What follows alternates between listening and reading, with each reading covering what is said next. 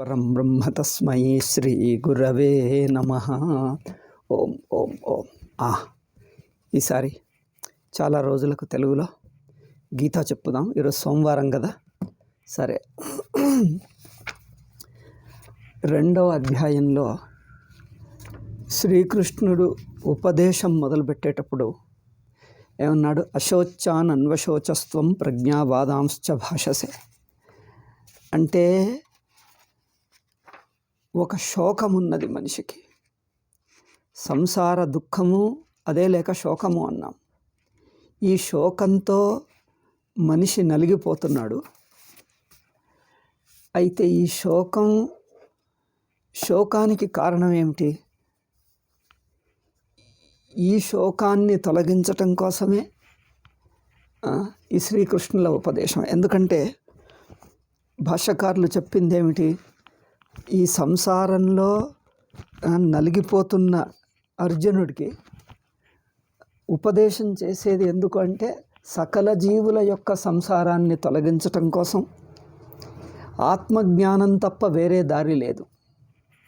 ఎందుకంటే మూల కారణం తనను తాను తెలుసుకోకపోవటం, లేక తనను తాను తప్పుగా తెలుసుకోవటమే సంసార కారణం. తనను తాను తప్పుగా తెలుసుకున్నాడు అంటే తనను దేహం ద్వారా చూడటం వలన, అంటే దేహేంద్రియ మనస్సులు కలిగిన ఒక వ్యక్తిని, ఒక జీవుడను అనే భావం వలన జీవుడికి ఉండే సర్వ సంసారం వచ్చేసింది. అంటే ఏమిటి? జీవుడికి ఏమున్నది? జన్మ మరణాలు, కర్మఫలము. ఈ జన్మ మరణాలు, కర్మఫలమంతా తనను దేహం ద్వారా చూసుకోవటం వల్ల, అంటే తాను దేహం కలిగిన ఒక జీవుడను అనే భావం వల్ల ఈ సంసారం కలిగింది. అందుకే అశోచానన్వశోచస్త్వం ప్రజ్ఞావాదాంశ్చ భాషసే. నువ్వు మాట్లాడటం జ్ఞాని వలె మాట్లాడినా నీ అవగాహన మాత్రం అజ్ఞానిదే. అంటే ఏమిటి? దుఃఖిస్తున్నావు, శోకిస్తున్నావు, మాటలు మాత్రం జ్ఞానిలాగా, అంటే అన్నీ తెలిసిన వాళ్ళలాగా మాట్లాడుతున్నావు. మనిషికి మాట్లాడితే సంసారం తొలగదు, శోకం తొలగదు. నీతులు చెప్పితే శోకం తొలగదు. అంతా శాస్త్రంలో అట్లా ఉన్నది ఇట్లా ఉన్నది అని మాట్లాడితే తొలగదు. తొలగేది ఏది నిజంగా తన సంసారిత్వానికి కారణమో అది తొలగాలి. కానీ ఊరికే పుస్తక పాండిత్యం సరిపోదు. ప్రజ్ఞావాదాంశ్చ భాషసే. అతి తెలివిగా మాట్లాడటమో, పుస్తకంలో చెప్పిన పాండిత్యం మాట్లాడటమో ఇది శోకాన్ని తొలగించదు.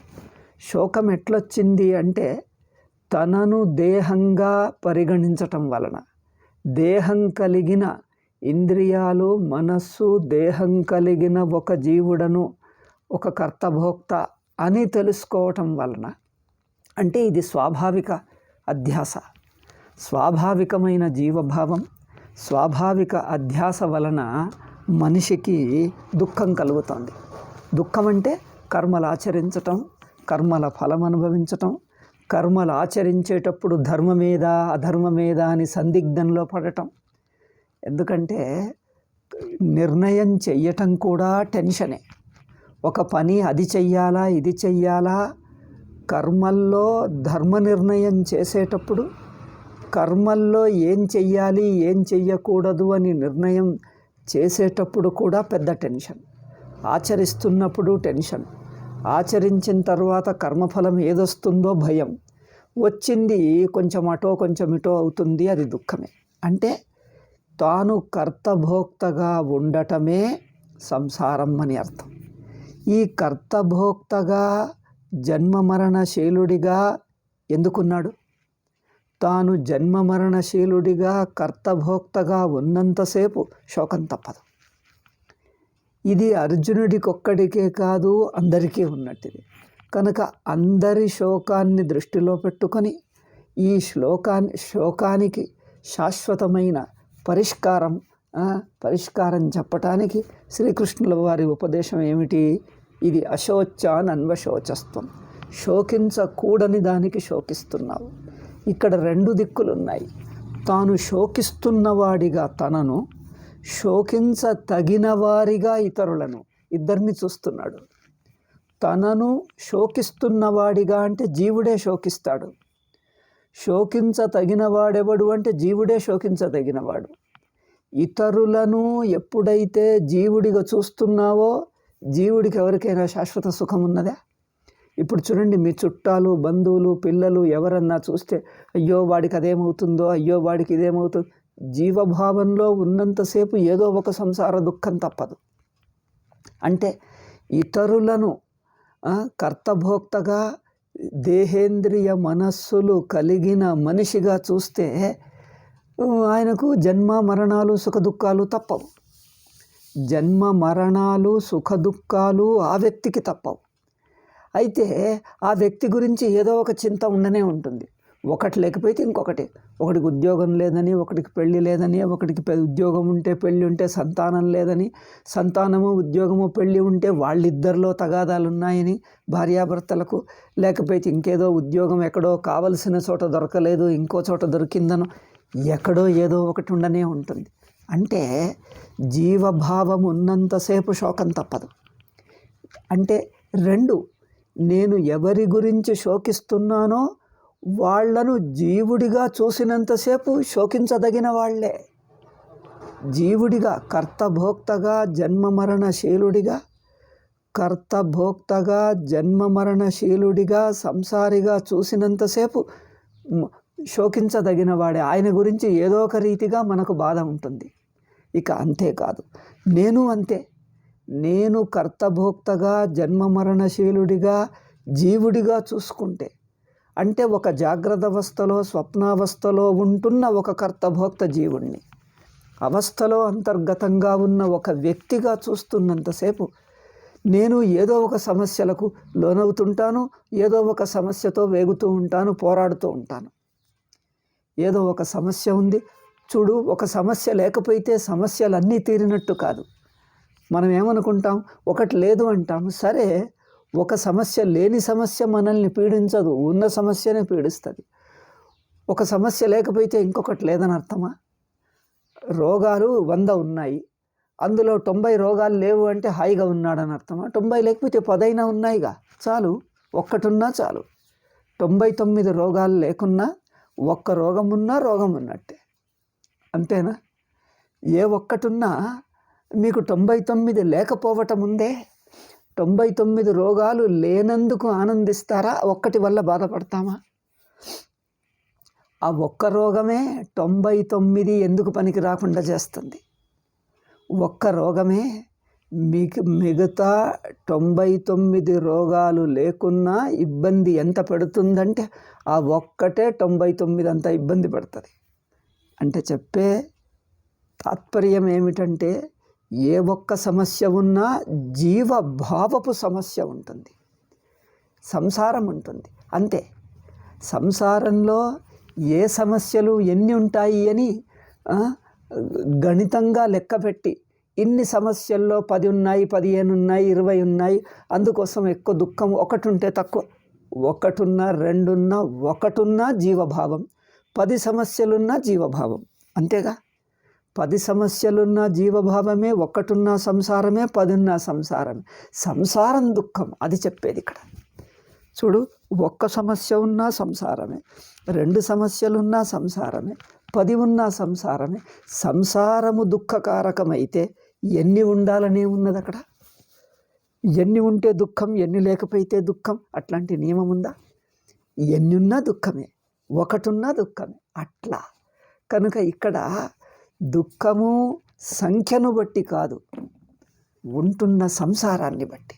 కనుక నేను జన్మమరణశీలుడైన జీవుడను, కర్తభోక్త అయిన జీవుడను, తనను జీవుడిగా చూసుకున్నంతసేపు, అంటే జీవుడన్న భావం ఉన్నంతసేపు సమస్యలకు, కర్మలకు, కర్మఫలాలకు లోనవుతూనే ఉన్నాడు.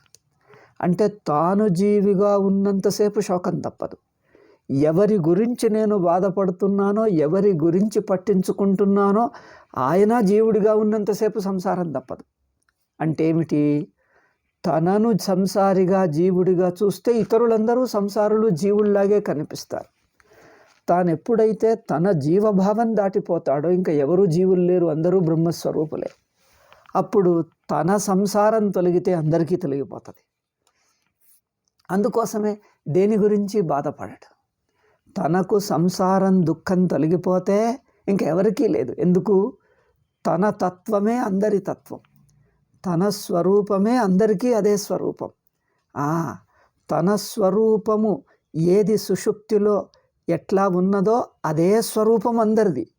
సుషుప్తి అనేది నా వ్యక్తిగత అనుభవం కాదు.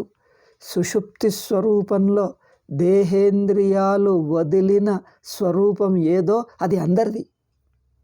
ఆ స్వరూపంగా అందరం ఉన్నాం. అక్కడ నువ్వు నేను అంటూ లేవు, అక్కడ తేడాలు లేవు. ఇది నువ్వా నేనా, నువ్వు నేననేది వదిలి ఉన్నది అది అఖండ అనంత సర్వవ్యాపక అందరినీ కలుపుకున్న స్వరూపం. అందరిది స్వరూపం అదే, అందరూ అదే, అందరినీ కలుపుకున్నది అందరూ అదే అయి ఉన్నాం మనం. అక్కడ ఇంకా నువ్వు నేను విడిగా లేం. కనుక ఆ బ్రహ్మగా తెలుసుకుంటే అర్జున, నువ్వు శోకించు వాడిగా ఉండవు, శోకించదగిన వారు ఇంకొకరుండరు. ఇది ఈ శ్లోకం యొక్క తాత్పర్యం. శోకించు వాడిగా, శోకించతగిన ఇంకొకరు వ్యక్తులు కానీ, వస్తువులు కానీ, పరిస్థితులు కానీ. శోకించదగిన ఒక పరిస్థితి ఉండటం, శోకించువాడిగా నేనుండటం, ఇది సంసారం. ఈ మొదటి శ్లోకం చెప్తుంది, నువ్వు శోకించువాడిగా ఉన్నావే అది నీ గురించిన తప్పు జ్ఞానమే. శోకించదగింది ప్రపంచంలో, సంసారంలో ఒకటి ఉన్నది. ఈ ప్రపంచంలో శోకించతగిందిగా, శోకించటానికి ఒక కారణంగా, శోకానికి ఒక కారణంగా చెప్పుకోదగింది ప్రపంచంలో ఒకటి ఉన్నది అంటే అది జీవభావంకు ఉంటుంది. జీవభావం వదిలితే ప్రపంచంలో శోకించదగింది ఏదీ లేదు. అవునా? నేను ఉదాహరణ చెప్తాను. నేను స్వప్నం నుంచి మేలుకుంటే స్వప్నంలోని వ్యక్తిగా నేను లేను, అక్కడ స్వప్న ప్రపంచము లేదు, రెండూ లేవు. స్వప్నం కలను కంటున్న వ్యక్తిగా నేనుంటే కలలోని ఒక వ్యక్తిగా ఉండి కల జీవితమును అనుభవిస్తూ సుఖదుఖాలకు లోనవుతుంటాను. ఎప్పుడైతే స్వప్నం నుంచి మేలుకున్నానో స్వప్నమును కంటున్న వ్యక్తిగా నేనుండను, స్వప్న ప్రపంచము ఉండదు, రెండూ పోతాయి ఒకేసారి. రెండిట్లో ఒకటే పోయి ఒకటి ఉంటే మళ్ళీ దుఃఖమే. ఒకటి పోతే రెండూ పోతాయి. ఎందుకంటే రెండు అనేవి లేవు అక్కడ, రెండు ఒకటే, ఆ రెండు కూడా ఒకటే. నేను సంసారి దుఃఖి జీవుడను అనిపించటం ఉన్నంతసేపు ఇతరులు కూడా నావలనే సంసారులు, నావలనే జీవులు, నావలనే శోకానికి గురి అవుతున్నారు అని అనిపిస్తోంది. అంటే తన జీవభావమే ఇతరులందరినీ జీవులుగా చూసేటట్టు చేస్తుంది. ఇది చూడండి, చాలా ముఖ్యమైన పని, ఇది చాలా ముఖ్యమైన విషయం. తన యొక్క జీవభావమే ఇతరులందరినీ జీవులుగా చూసేటట్టు చేస్తుంది. తన యొక్క సంసారమే ఇతరులందరూ సంసారులు అనిపిస్తుంది. తాను నలిగిపోతున్నాడు, బాధపడుతున్నాడు అనిపిస్తే తన వలనే ప్రపంచమంతా అట్లాగే నలిగిపోతుంది అనిపిస్తుంది.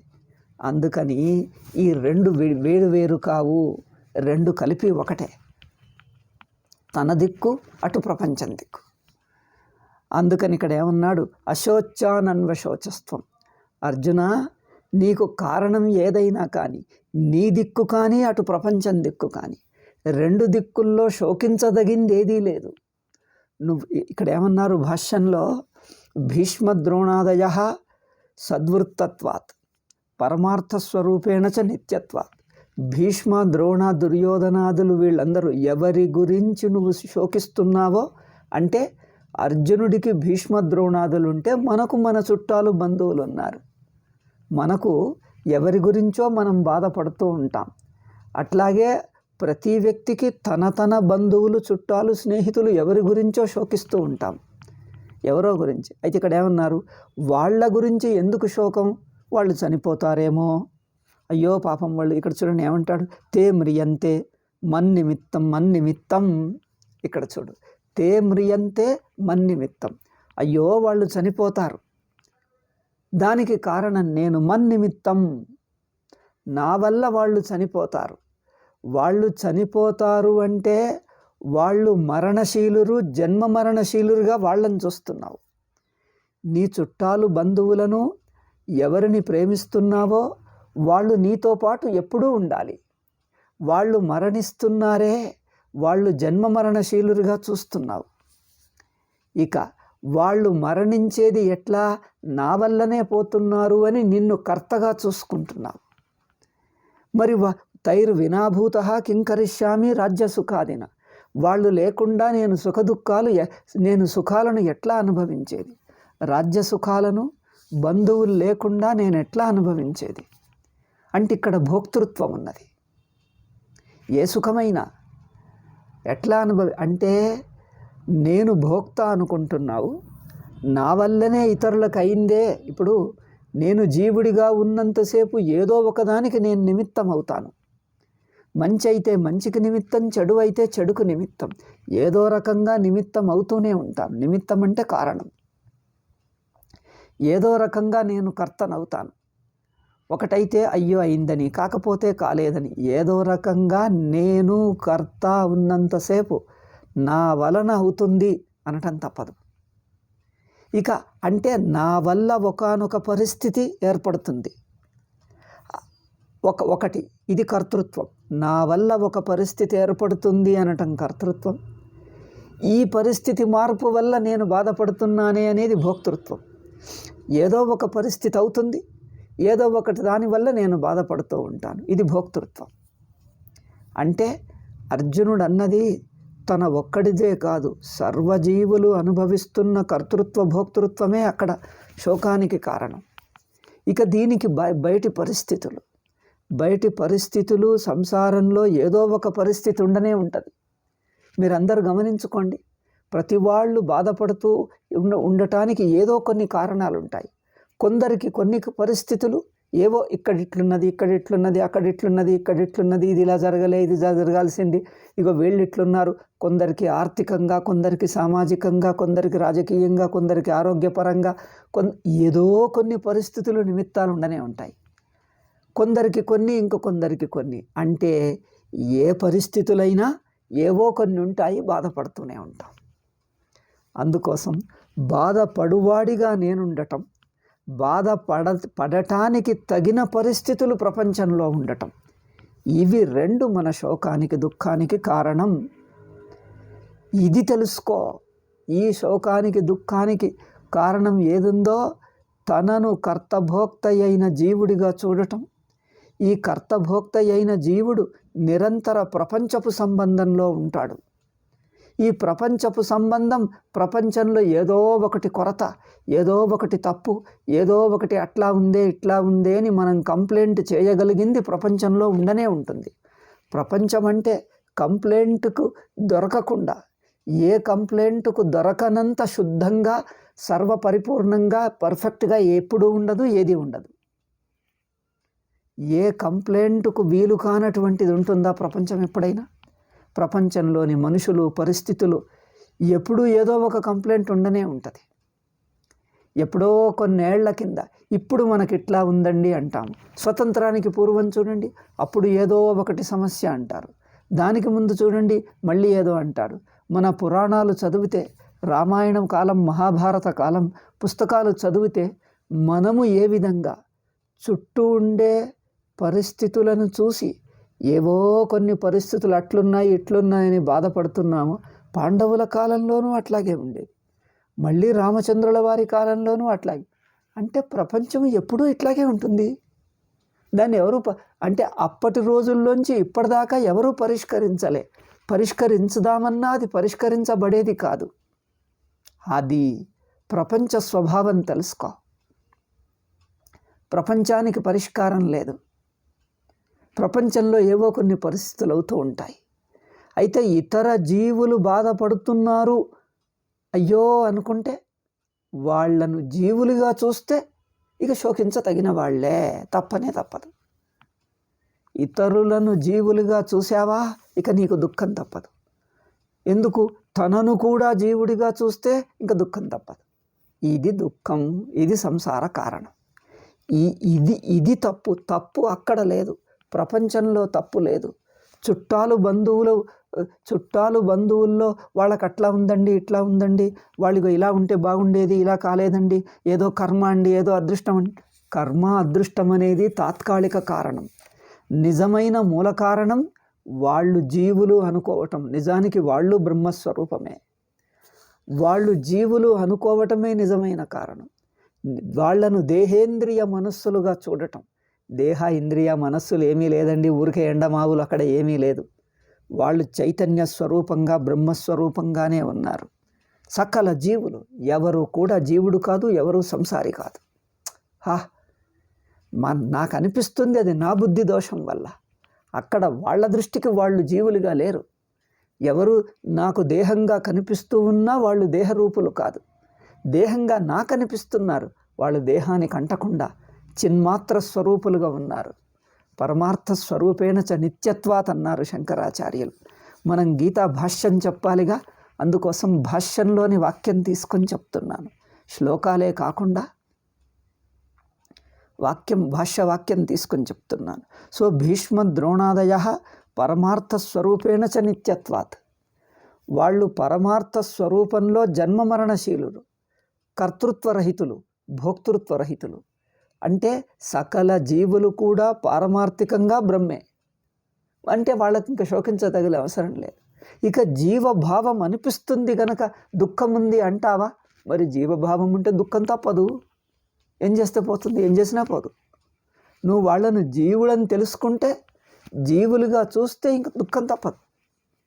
ఎందుకంటే జీవుడికి ఏదో కొంచెం అటు కొంచెం ఇటు, కొంచెంసారి మెరుగు ఉంటుంది, కొంచెం మెరుగవుతుంది, కొంచెం తక్కువ అవుతుంది, కానీ ఎప్పుడూ ఏదో ఒకటి తప్పదు.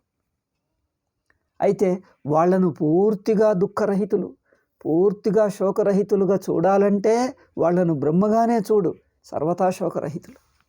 జీవుడిగా చూశావో ఇక ఏదో ఒకటి అయ్యో ఇట్లా ఇక బాధపడటానికే తగినంత కారణం అవుతుంది. ఆ కారణం వదలదు. ఇక నేను అంతే. నన్ను జీవుడిగా, కర్తభోక్తగా, దేహేంద్రియ మనస్సులు కలవాడిగా, మొత్తం జాగ్రత్త అవస్థను చూడు.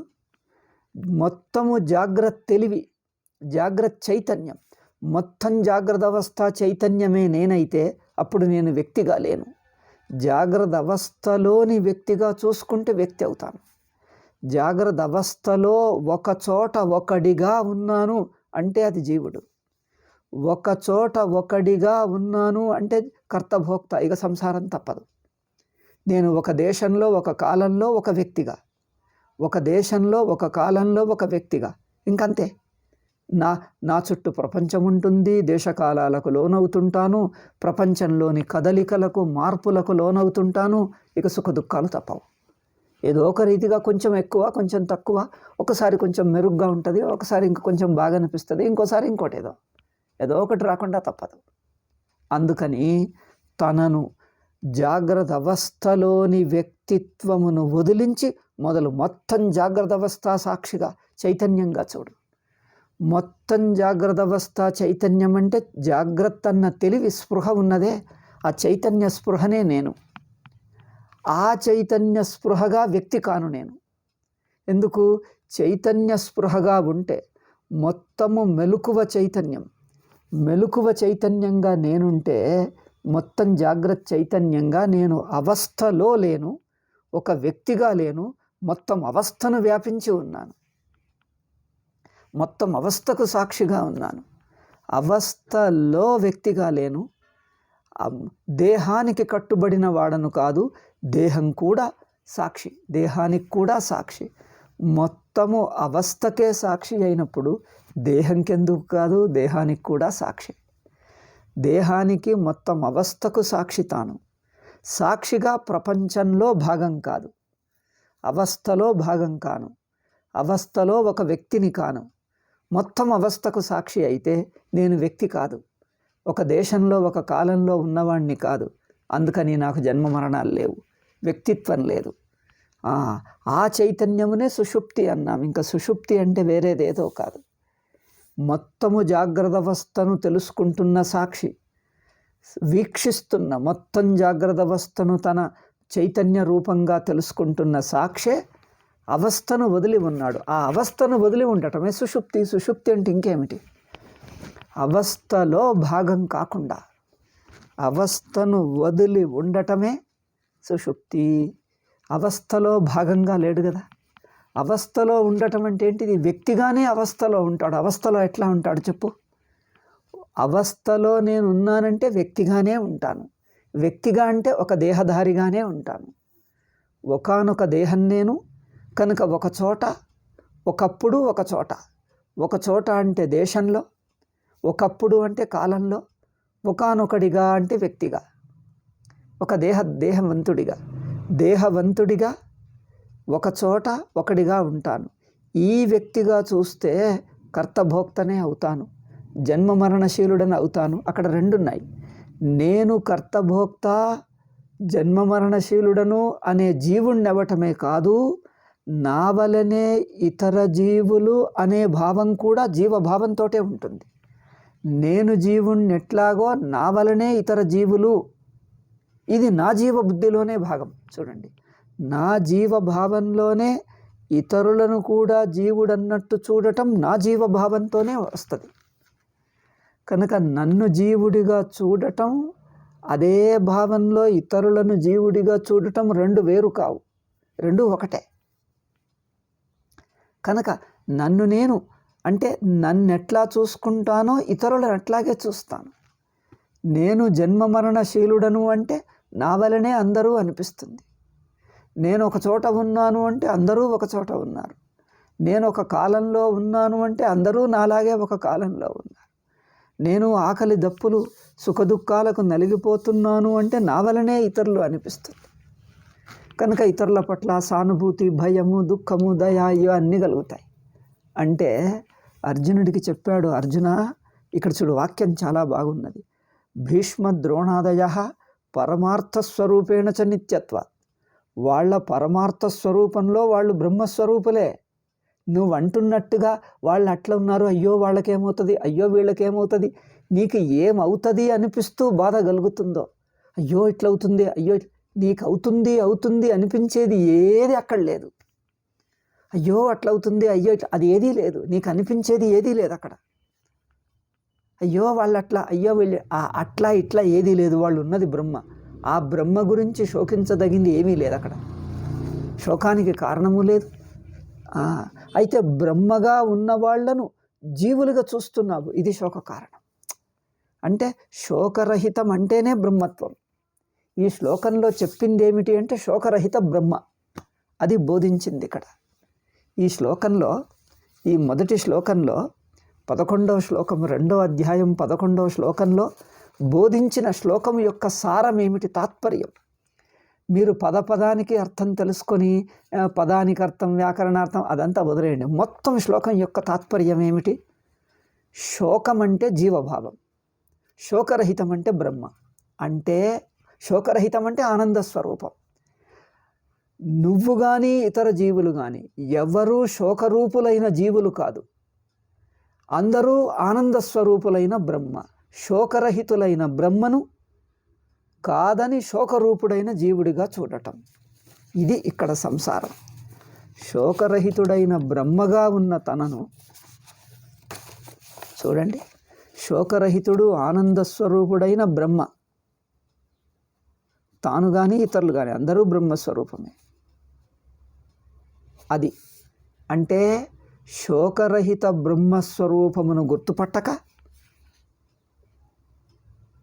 శోకరహిత బ్రహ్మస్వరూపం అంటే ఆనంద స్వరూపం, శోకరహిత బ్రహ్మను గుర్తెరగక అంటే తెలుసుకోకుండా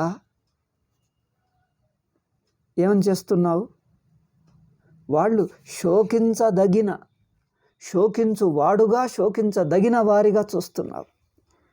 శోకించువారిగా అంటే శోకము గల జీవులుగా చూస్తున్నావు, శోకరూపులైన జీవులుగా చూస్తున్నావు. ఇది నీ భ్రాంతి. ఈ భ్రాంతే నీకు సర్వ సంసారానికి దుఃఖానికి కారణం. అది ఈ శ్లోకము యొక్క తాత్పర్యం. ఒక్క మాటలో చెప్పాలంటే ఇది. అశోచాన్ అన్వశోచస్త్వం, ఈ ఒక్క మాటలోనే రెండు వచ్చాయి. అశోచాన్ అన్వశోచస్త్వం, త్వం అన్వశోచ, నువ్వు శోకిస్తున్నావు. అశోచాన్, వాళ్లను శోకించదగిన వారిగా చూస్తున్నావు. చూడు, శోకిస్తున్నావు, శోకించదగిన వారిగా చూస్తున్నావు అంటే ఇద్దరిని జీవులుగా చూస్తున్నావు. నువ్వు శోకిస్తున్నావు, జీవభావం. ఇతరులు శోకించదగిన వారిగా చూస్తున్నావు, అది జీవులే. వాళ్లను జీవులుగా చూస్తున్నావు అంటే వాళ్లను దేహేంద్రియ మనస్సుల అభిమానిగా చూస్తున్నావు. నిన్ను నువ్వు దేహేంద్రియ మనస్సుల అభిమానిగా చూస్తున్నావు. కానీ నిజమేమిటి? నువ్వు కానీ వాళ్ళు కానీ ఇద్దరు అశోచ్చాహ. ఈ అశోచ అనేది భీష్మాదులకే కాదు, నీకు కూడా. నువ్వు శోకం లేని వాడివి, వాళ్ళు శోకించదగిన వారు కాదు. ఈ అశోచ అనే మాట భీష్మాదులకే కాదు, వాళ్లకు నీకు. ఇతరులు శోకించదగిన వారు కాదు, నువ్వు శోకించదగిన వాడి అంటే శోకించువాడివి కాదు. ఇద్దరికీ వర్తిస్తుంది. నువ్వు శోకించువాడివి కాదు, ఇతరులు శోకించతగిన వారు కాదు. అశోచాన్, అది సత్యం. అశోచ అంటే ఎవరు? బ్రహ్మ. మీ అశోచ మాటకు అర్థం ఏమిటి? మీరు ఏదో వ్యాకరణం పదం తీసుకొని తెలుగు అనువాదం అన్ని చెత్త పుస్తకాలు పడేయండి. ఆ పుస్తకాలు ఏమేమి శబ్దాలకు అర్థం చెప్తారు, అక్కడ కాదు. అశోచ అంటే ఏంటిది? శోకరహితుడు, శోకానికి తగినవాడు కాదు. శోకించువాడుగా కానీ శోకించతగినవారుగా కానీ ఎట్లా చూసినా శోకం లేనివాడు అని అర్థం. శోకం లేని వాళ్ళు ఎవరు? బ్రహ్మే. ఇంకేమైనా ఉందా? శోకరహితమేది?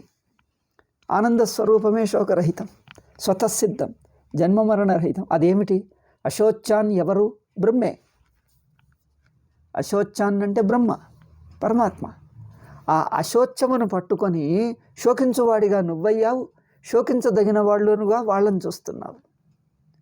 ఇద్దరూ అశోచమే, శోకరహితమే. అంటే శోకరహితమైన బ్రహ్మస్వరూపం నువ్వు, బ్రహ్మస్వరూపం వాళ్ళు. కానీ వాళ్ళు శోకించదగిన వాళ్ళు, నువ్వు శోకిస్తున్నవాడివి అని ఇద్దరినీ జీవులుగా చేసి చూస్తున్నావు. ఇదిగో ఇక్కడున్నది. పైగా ప్రజ్ఞావాదాంశ భాషసే. ఇక ఎక్కడో ఏదో పుస్తకాల్లో చదివింది, వాళ్ళ మాటలు విని, వీళ్ళ మాటలు విని, ఏదో అంటే ఇతరుల పుస్తక పాండిత్యంతో నీ బుద్ధి బలంతో రెండున్నాయి.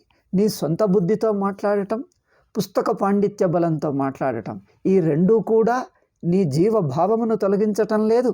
అందుకే ఒక దిక్కు శోకిస్తున్నావు, ఇంకో దిక్కు పెద్ద పెద్ద మాటలు అంటున్నావు. అంటే ఏ మాటలు అంటే నీ మాటలు నీ అనుభవం నుంచి రావటం లేదు అని అర్థం. నీ మాటలు అనుభవం అంటే బ్రహ్మానుభవం తెలుసుకున్నట్టి మాటలు కాదు, తెలుసుకోవటానికి పనికొచ్చే మాటలు కాదు. బ్రహ్మానుభవమును తెలుసుకొని ఆ అనుభవం నుంచి వస్తున్న మాట కాదు. పోని ఆ అనుభవం తెలుసుకోవటానికి పనికొచ్చే మాట కాదు. అనుభవాన్ని పక్కకుంచి అయ్యో అయ్యో అంటున్న బాధపడుతున్న జీవభావపు మాటలు, జీవానుభవం నుంచి, భోక్తృత్వ అనుభవం నుంచి వస్తున్న మాటలు, ఇంకొకళ్ళను కూడా జీవుడిగా చూస్తూ బాధపడుతున్న మాటలు. అందుకని ప్రజ్ఞావాదాన్ని, ఈ మాటలు జీవభావం నుంచి వస్తున్నాయి, ఇతరులను జీవుడిగానే చూస్తూ చెప్తున్న మాటలు ఇవి. అందుకని ఇవి ప్రజ్ఞా మాటలే కానీ, అంటే అంతా తెలిసినట్టి మాటలే కానీ తెలిసిన మాటలు కాదు. చూడండి తేడా ఉన్నది చూడండి. అంటే తెలుసుకున్నవాడి మాటలు వేరు, తెలుసుకున్నవాడినన్నట్టి మాటలు కొంచెం తేడా ఉన్నది చూడండి. జ్ఞాని మాటలు వేరు, జ్ఞాని అన్నట్టు జ్ఞానివత్ మాటలు వేరు.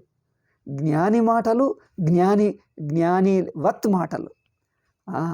అంటే ప్రజ్ఞావాదాన్ని అంటే జ్ఞాని అన్నట్టి మాటలే కానీ జ్ఞాని అన్నట్టి అంటే జ్ఞాని కాదని అర్థం. జ్ఞాని అన్నట్టుగా, జ్ఞాని అన్నట్టి, జ్ఞాని వంటి మాటలు అంటే జ్ఞానివి కావు అని అర్థం. అంటే జీవభావమే. అంటే నేను కర్తభోక్త జీవుడను, నా వలనే ఇతరులు కర్తభోక్త జీవులు. నేను బాధపడతాను, వారి గురించి పడతాను. వారి గురించి బాధపడిన యోగ్యత వదలదు, బాధపడే యోగ్యత నాకు వదలదు. శోకించే యోగ్యత నాకు వదలదు, శోకించతగిన స్థితి వాళ్లకు వదలదు. ఎందుకు? జీవుడిగా ఉన్నంతసేపు వదలదు.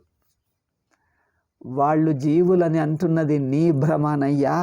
అయ్యో వాళ్ళు నిజంగానే బాధపడుతున్నారండి, అదంతా నీ బుద్ధి కనిపిస్తుంది. వాళ్ళెవరూ జీవులు కాదు. దేహ ఇంద్రియాలు పైన స్వప్నంలో కనిపిస్తారే, స్వప్నంలో కనిపించిన వాళ్ళు అక్కడ నిజంగా ఉన్నారా? అదంతా వదిలి వాళ్ళు బ్రహ్మస్వరూపంగానే ఉన్నారు. వాళ్ళు స్వప్నంలో మనకు కనిపించిన వాళ్ళు ఎవరు అక్కడ నిజంగా లేరు. స్వప్నంలో మనకు కనిపించిన వాళ్ళు, బాధపడుతున్న వాళ్ళు కొందరు సుఖంగా ఉన్నారు, కొందరు దుఃఖంగా ఉన్నారు, కొందరు ధనికులుగా ఉన్నారు, కొందరు పేదవాళ్ళుగా ఉన్నారు, కొందరు నలిగిపోతున్నారు, కొందరు హాయిగా ఆనందంతో గంతులేస్తూ నృత్యం చేస్తూ ఉన్నారు, నర్తిస్తూ ఉన్నారు. అయితే అందులో ఎవరు మనకు స్వప్నంలో ఏ రూపంగా కనిపిస్తున్నారో ఆ కనిపిస్తున్న రూపం ఎవరిది కాదు. ఆ కనిపిస్తున్న రూపం ఎవరికీ లేదు. ఈ కనిపింపుకు దాటి నీ దృష్టికి, నీ మనస్సుకు, నీ బుద్ధికి దాటి ఉన్నారు వాళ్ళు. అది చూడు. అయితే వాళ్ళను వాళ్ళుగా చూడు. అంటే వాళ్ళు అంటే వాళ్ళ నిజస్వరూపం చూడు. అయితే నిన్ను కూడా చూడు. అంటే రెండు ఒకేసారి అవుతాయి. నా జీవభావం వదిలిస్తే వాళ్ళ జీవభావం వదిలిస్తాం. నా జీవభావం అట్లాగే పెట్టుకుంటే వాళ్ళ జీవభావం కూడా వదలకుండా పట్టుకొని ఉంటుంది. అట్లా కనుక తన జీవభావం వదిలిపోతే అందరి జీవభావం వదిలిపోతుంది. అందరూ అంటే ఏమిటి? ఎవరూ జాగ్రత్త అవస్థలో లేరు, ఎవరూ స్వప్నావస్థలో లేరు. ఈ రెండు అవస్థలకు సాక్షిగా ఉన్నాం. సాక్షి స్వరూపంలో తాను వారు ఒకటే, నేను వాళ్ళు ఒకటే స్వరూపం. అందుకని గతాసు నగతాసుంశ్చ జ్ఞాను శోచంతి పండిత. జ్ఞాని ఎట్లుంటాడు? దేనికి శోకించాడు. ఒకళ్ళు ఉన్నారా, ఒకళ్ళు పోయారా అంటే ఒకటి జరిగిందా, ఇంకొకటి జరిగిందా, ఇట్లా ఉందా, అట్లా ఉందా. దీన్నిప్పుడు బతికున్నారా, చచ్చున్నారా, గతాసు నగతాసుంశ్చ, బ్రతికున్నారా, చనిపోయారా అనేది పాయింట్ కాదు. అది ఊరికే ఉపలక్షణం. సర్వ క్రియలకు, సర్వ పరిస్థితులకు ఉపలక్షణం. ఒకడు బ్రతికున్నాడా, ఒకడు మరణించాడా, ఒకడు ధనికుడా, ఒకడు పేదవాడా, ఒకడికి ఆరోగ్యమా, అనారోగ్యమా, ఒకడు ఇంకేదో పని జరిగిందా లేక జరగలేదా అంటే వివిధ పరిస్థితుల్లో అది కానీ ఇది కానీ అంటే ఏ రకంగా ఉన్నా కూడా జ్ఞాని శోకించడు. అంటే అర్థం బయటి పరిస్థితులు, శారీరక పరిస్థితులు, ఆర్థిక పరిస్థితులు, సామాజిక పరిస్థితులు, ప్రాపంచిక పరిస్థితులు ఏవి ఎట్లా ఉన్నా, అనుకూలంగా ఉన్నా ప్రతికూలంగా ఉన్నా అవి నీ ఆనందానికి అవి ఎందుకో పనికిరావు. అవి ఊరికే డమ్మి ఏమంటారు దాన్ని, తోపికలు అంటే తోస్తున్న రూపాలు మాత్రమే, ప్రతీతులు మాత్రమే. కానీ నీ సుఖదుఖాలకు కారణాలు కావాలి. నీ దుఃఖానికి కారణం జీవభావం, నీ ఆనందానికి కారణం నీ స్వరూపాన్ని నువ్వు తెలుసుకోవటం. అంతేగాని ప్రపంచం కానీ, ప్రపంచంలోని వస్తువులు, ఘటనలు, మనుష్యులు, పరిస్థితులు, చివరికి నీ దేహేంద్రియాదులు ఏవి సుఖదుఖాలకు కారణాలు కావు. అవన్నీ ఊరికే ప్రతీతి మాత్రం. అవునా? అందుకని స్వప్నమంతా ప్రతీతే. స్వప్నంలో ఎన్నే వస్తువులు ఉండని, స్వప్నంలో ఎందరే మనుష్యులు ఉండని, స్వప్నంలో ఏ ఘటనలైనా జరగని, ఎన్ని ఘటనలైనా జరగని, ఏ రీతిగైనా ఉండని, వాటన్నిటికీ స్వప్నంలో ఉండే నువ్వు, నీకు ఆ స్వప్నంలోని పదార్థాలు, మనుష్యులు, ఘటనలు వాటన్నిటికీ ఒకటి కామన్ సత్యం ఉన్నది. ఏమిటో తెలుసా? అవన్నీ ఊరికే తోస్తున్నాయి, ఏది నిజంగా లేదు. ఇది ఒక్కటే వాటి యొక్క మొత్తము స్వప్న ప్రపంచంలో ఉండే అన్ని సంఘటనలు, అందరు మనుషులు, అన్ని వస్తువులు, అన్ని ఘటనలు, అన్ని రకరకాలుగా ఏమేమో రకరకాలుగా జరిగిపోతున్నాయి. మరి వాటి అన్నిటికీ ఒక రహస్యం ఉన్నది, మూల కారణం, ఒక మూల తత్వం. అదేమిటో తెలుసా? అవేవి అక్కడ లేవు. అదొక్కటే నిజమైన సత్యం. వాటన్నిటి మూలస్వరూపం సాక్షి ఒక్కటే. మొత్తం స్వప్నావస్థ యొక్క మూలస్వరూపం సాక్షే, అక్కడ ఏవీ లేవు. అవునా? మొత్తం స్వప్న ప్రపంచంలో అంత పెద్ద బ్రహ్మాండం కనిపిస్తుందే, వాటి అన్నిటికీ ఊరికే తోస్తుంది, అక్కడ ఏమీ లేదు. అవునా? అయితే అంత పెద్ద ప్రపంచం యొక్క సత్యం ఏమిటి అంటే ఊరికే తోస్తుంది, ఏమీ లేదు అక్కడ. నేను కూడా దానికి గురైనట్లు అనిపిస్తుంది, నాకు నిజంగా లేదు. నేనైతే ఎప్పుడు సుషుప్తిగానే ఉన్నాను. అది ఈ సత్యం తెలుసుకో, సర్వ దుఃఖరాహిత్యం నీకు వస్తుంది. ఇది ఇక్కడ భగవంతుడు శ్రీకృష్ణుడు అర్జునుడికి మొదటి శ్లోకంలోనే నిజమైన వేదాంతం మూల స్వరూపం చెప్పేశాడు. శోకరహితం నీ స్వరూపం, అందరి స్వరూపం, ప్రపంచ స్వరూపం. అంటే ఎందులోనూ ఏ కొరత లేదు. కొరత దుఃఖం, పూర్ణత ఆనందం, అంతే. దుఃఖం అంటే ఏంటిది? కొరత. ఏదో ఒక కొరత, అయ్యో అట్లా లేదే, అయ్యో ఇట్లా లేదే, అయ్యో ఇలా ఉండాల్సిందే, అయ్యో ఇట్లా ఉండాల్సి, ఏదో ఒక కొరత కనిపించిందంటే దుఃఖం. ఏ కొరత లేని పరిపూర్ణత ఉన్నది అంటే ఆనందం. అదే బ్రహ్మ. పరిపూర్ణత్వం బ్రహ్మ, కొరత ఇస్ జీవుడు, సంసారం, ప్రపంచం. కొరత అనేది ఏ రకమైన కొరత కానీ, ఎట్లయినా కానీ, ఏ రకమైన కొరత ఉన్నా, ఎట్లా ఉన్నా అదే జీవుడు, అదే ప్రపంచం, అదే సంసారం. ఏ కొరతలు, ఏ లోటుపాట్లు, ఏ కొరతలు, ఏ హద్దులు పద్దులు లేనటువంటిది. ఏ హద్దులు పద్దులు, ఏ కొరతలు, ఏ లోటుపాట్లు లేనటువంటిది. అవునా? ఏ కొరతలు, ఏ హద్దులు, అంటే ఏ వంక పెట్టరానిది. అయ్యో అట్లా ఇట్లా, అట్లా ఇట్లా అని ఏ వంక పెట్టరాదు. ఏ వంక పెట్టినా అది కొరత, ఏదో ఒక దుఃఖం, ఏదో ఒక దుఃఖం, అది జీవభావం. ఏ వంక పెట్టినా వంక ఉండనే ఉంటుంది, నువ్వు పెట్టేది ఏమో, అక్కడ ఉన్నదే అంత. కనుక నువ్వు జీవభావపు ఏ దృష్టితో చూస్తావో, ఏ అధ్యాస దృష్టితో, ఏ భ్రాంతి దృష్టిలో ఉండి చూస్తావో, ఏదో ఒక వంక తప్పదు, నీకు దుఃఖం తప్పదు. ఏదో ఒక వంక, ఏదో ఒక దుఃఖం తప్పదు. అయ్యో అట్లున్నదే, అయ్యో ఇట్లు ఉంటుంది. దేహం ఇట్లున్నదే ఉంటుంది, మనస్సు ఉంటుంది, ఇంద్రియాలు ఉంటుంది, ఏదో రకంగా ఉంటుంది. మనస్సు ఎట్లున్నా దుఃఖమే, ఇంద్రియాలు ఎట్లున్నా దుఃఖమే, ప్రపంచం ఎట్లున్నా దుఃఖమే. ప్రపంచం ఎట్లయినా ఉండని అది జీవభావంతో చూస్తున్నది. ఇంద్రియాలు ఎట్లున్నా, మనస్సు ఎట్లున్నా, దేహం ఎట్లా ఉన్నా, ఆరోగ్యంగా ఉన్నా అనారోగ్యంగా ఉన్నా, ఎట్లున్నా అది దుఃఖము, అది సంసార కారణమే. ఎప్పుడైతే దేహేంద్రియ మనస్సుల దృష్టి వదిలి చైతన్య దృష్టి సాక్షికి వచ్చావో, అంటే ఇవన్నీ సాక్షికే, ఇంకొక పేర్లు అవన్నీ లేవక్కడ, ఊరికే అట్లా తోస్తున్నాయి అంతే. ప్రతీతులు మాత్రమే కానీ నిజంగా లేవవి. దేహేంద్రియ మనస్సులు కానీ, వాటిలోని కదలికలు మార్పులు కానీ, ప్రపంచం కానీ, ప్రపంచంలోని కదలికలు మార్పులు కానీ, ఇవన్నీ బ్రహ్మమే. ఎట్లాగైతే ఆభరణాలన్నీ బంగారమే, అలలన్నీ నీరే. అలలు ఎట్లున్నా అలల గురించి ఏం పట్టించుకోకు, అలలంతా నీరే. నీరుగా ఎవరికి ఏమీ ధోకా లేదు, ఎవరికి ఏమీ దుఃఖం లేదు, ఎవరికి ఏమీ బాధ లేదు. నువ్వు అలగా చూస్తున్నంతసేపు సంసారానికి పరిష్కారం లేదు. అలగా చూస్తున్నంతసేపు, అలలుగా చూస్తున్నంతసేపు దానికి పరిష్కారం లేదు.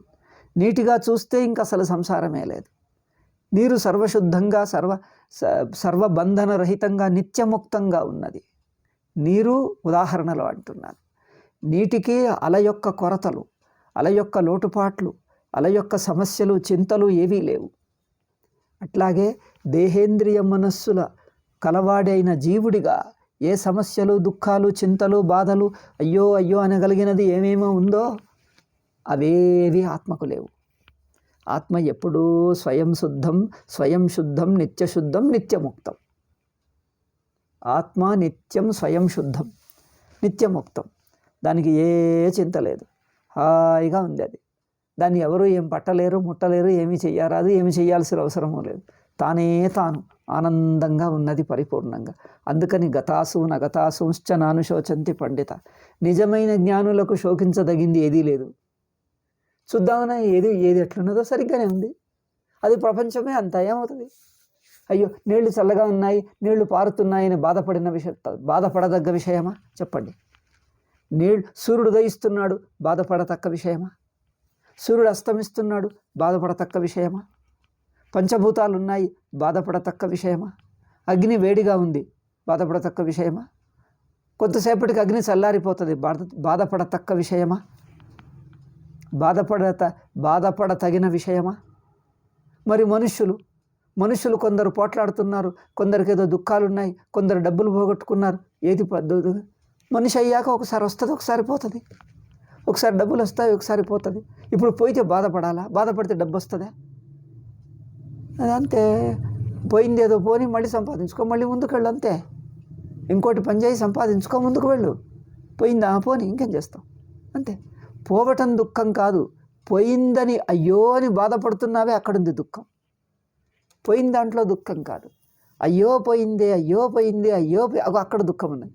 పోన్లే ఇక ముందేదో సరే ఉన్నది ఏదో రక్షించుకో, పోయింది పోని ఇప్పుడు కొత్తది రక్షించుకో, కొత్తది సంపాదించుకో, ఉన్నది రక్షించుకో, అయిపోయింది. దుఃఖం పోయిందా? ఎక్కడుంది దుఃఖం?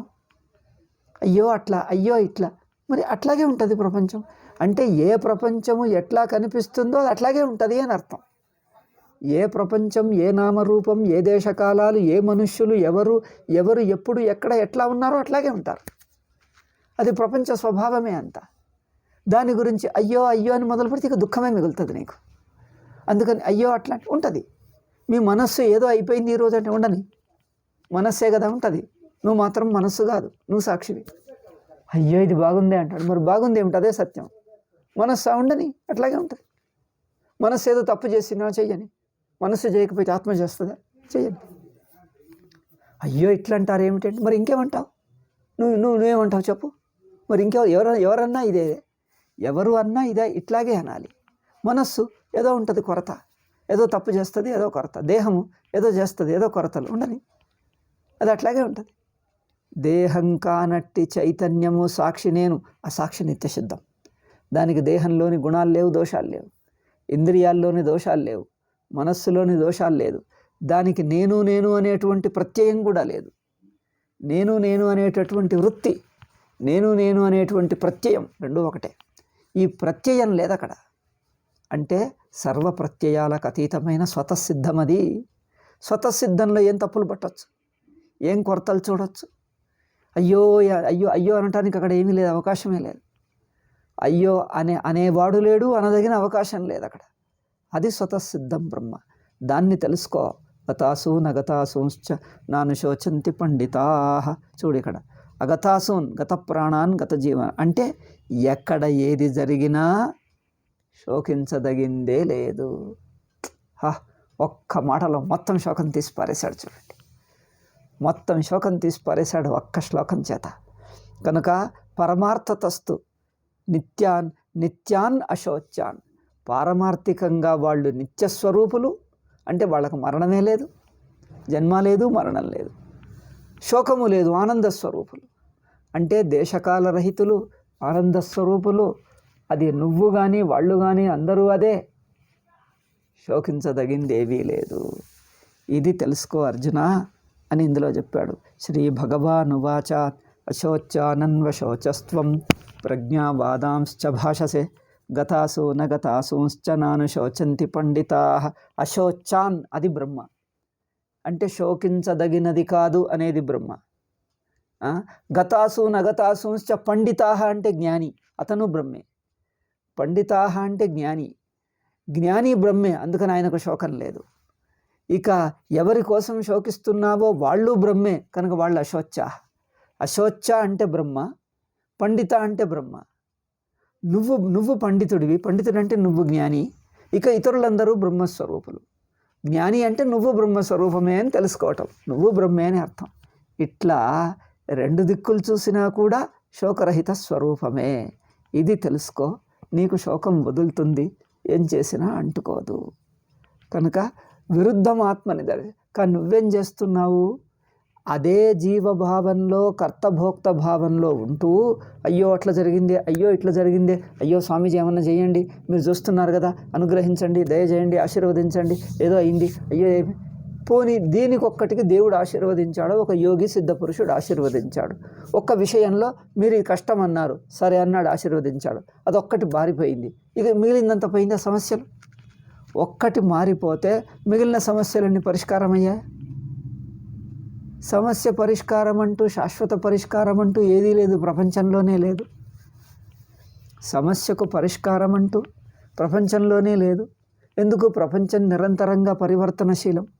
ప్రతి మార్పులో ఏదో ఒకటి కొంచెం మంచి ఉంటుంది, కొంత చెడు ఉంటుంది. ప్రతి కొత్త మార్పు అనుకో, కొంత అనుకూలం, కొంత ప్రతికూలం. ఇంకా మారింది, కొంత అనుకూలం, కొంత ప్రతికూలం. ప్రతి దాంట్లో, ప్రతి మార్పులో అనుకూలం ప్రతికూలం ఉండనే ఉంటుంది. పూర్తి శుద్ధమైన ఆనందం, శుద్ధమైన అనుకూలత దేంట్లో లేదు, దేంట్లోనే లేదు. అందుకోసం ప్రపంచ స్వభావమే అంత. ప్రపంచ స్వభావమును ప్రపంచంగా ఉండకూడదు, బ్రహ్మగా ఉండాలి అని ఆశిస్తున్నారు. అది అయ్యే పని కాదు. ప్రపంచ స్వభావం ఇట్లాగే ఉంటుంది. దాన్ని బ్రహ్మగా ఆనందంగా ఉండాలి, అంటే ఏంటిది, శోకకారకం కాకూడదు అంటే మరి బ్రహ్మనే తెలుసుకో అంతే. బ్రహ్మను జగత్తుగా తెలుసుకుంటే శోకం తప్పదు. జగత్తును బ్రహ్మగా తెలుసుకుంటే ఇంకా శోకమే లేదు. తాడును పాముగా తెలుసుకుంటే శోకం తప్పదు. అది పాము కాదయ్యా తాడే అని తెలుసుకుంటే ఇంక అయిపోయింది శోకం. అట్లా ఇక్కడ తనను శోకరహితుడుగా చూడు. పండితా గతాసు నగతాసుంశ్చ నాను శోచంతి పండితా, వాళ్ళకి ఇంకా శోకం లేదు. అది ఇక్కడ చెప్తున్నాడు. అవునా? ఈ ఒక్క శ్లోకంలో భాష్యం చెప్పేశాం. అంటే కొంత వ్యాకరణాంశాలు వదిలి తత్వాంశం చెప్పాము. భాష్యంలోంచి శ్లోకము యొక్క అర్థాన్ని భాష్యకారులు విప్పి చూపిస్తారు. ఆ విప్పినప్పుడు అందులోని వేదాంతాంశం చెప్తాను, కొంచెం వ్యాకరణం పదం అది సంస్కృతం చెప్తాడు, అది వదిలేస్తాను. అది చెప్పొచ్చు, అది చెప్తుంటే ఎవరికో అది పండితులకు అవసరం. మనకు తత్వాన్వేషణకు తత్వం ఉంటే చాలని. ఇక తర్వాత శ్లోకం ఉంది, దానికి కొంచెం అట్లా ఒక ఉపోద్ఘాతం చెప్పి వదిలేస్తాను. ఇంకోటి, వీళ్ళు శోకరహితులు అనేది బ్రహ్మస్వరూపులు గనక శోకరహితులు. ఇప్పుడు అంటున్నాడు ఎందుకు అంటే నిత్యం. నిత్యం అంటే ఏంటిది? కాలపరిచ్ఛిన్నులు కాదు, కాలంలో మారిపోయేవాళ్ళు కాదు. కాలంలో నశించటం, కాలంలో మారిపోవటం రెండూ లేదు వాళ్ళకు. కాలంలో నశించటం, కాలంలో మారటం ఈ రెండూ లేవు. అవునా? కాలం వల్ల మారటం, కాలంలో నశించటం రెండూ లేవు. అంటే కాలాతీతులే.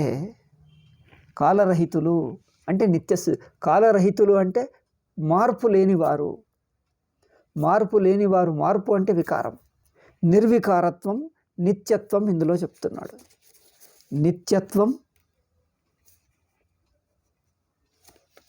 నిత్యత్వం ఇందులో చెప్తున్నాడు. నిర్వికారం తర్వాత శ్లోకంలో చెప్తాడు. నత్వేవాహం, ఇప్పుడు మొదటి శ్లోకంలో శోకరహితం, ఆనంద స్వరూపం అందరూ.